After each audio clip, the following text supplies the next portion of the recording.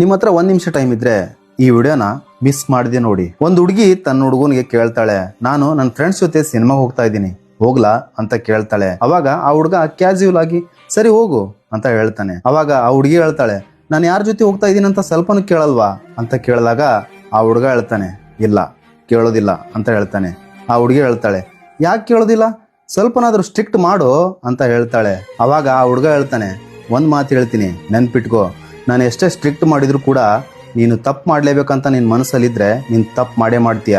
ನಿನ್ ಮನಸ್ಸಲ್ಲಿ ತಪ್ಪು ಮಾಡಬಾರ್ದು ಅಂತ ಇದ್ರೆ ನೀನ್ ತಪ್ಪು ಮಾಡಲ್ಲ. ನಾನು ಎಷ್ಟೇ ಸ್ಟ್ರಿಕ್ಟ್ ಇರ್ಲಿ, ನಾನು ಎಷ್ಟೇ ನಿನ್ ಕಟ್ ಹಾಕ್ಲಿ, ನಾನು ನಿನ್ ಫ್ರೀಡಮ್ ಕೊಡದೇ ಇರ್ಲಿ, ನೀನ್ ತಪ್ಪು ಮಾಡೋಳಿದ್ರೆ ಹೆಂಗಾದ್ರೂ ತಪ್ಪು ಮಾಡೇ ಮಾಡ್ತೀಯ. ಒಂದು ಸಂಬಂಧದಲ್ಲಿ ಒಬ್ಬರನ್ನ ಒಬ್ರು ನಂಬೋದು ತುಂಬಾ ಅವಶ್ಯಕ. ಒಬ್ರು ನಮ್ಮ ಮೇಲೆ ನಂಬಿಕೆ ಇಡ್ತಾ ಇದಾರೆ ಅಂತಂದ್ರೆ ಆ ನಂಬಿಕೆನ ನಾವು ಉಳಿಸ್ಕೊಂಡು ಹೋಗ್ಬೇಕು.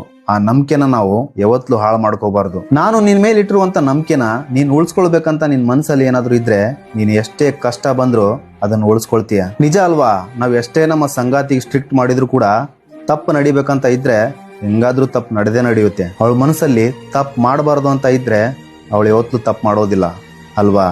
ನಿಜ ಅನ್ಸಿದ್ರೆ ಕಮೆಂಟ್ ಮಾಡಿ ತಿಳಿಸಿ.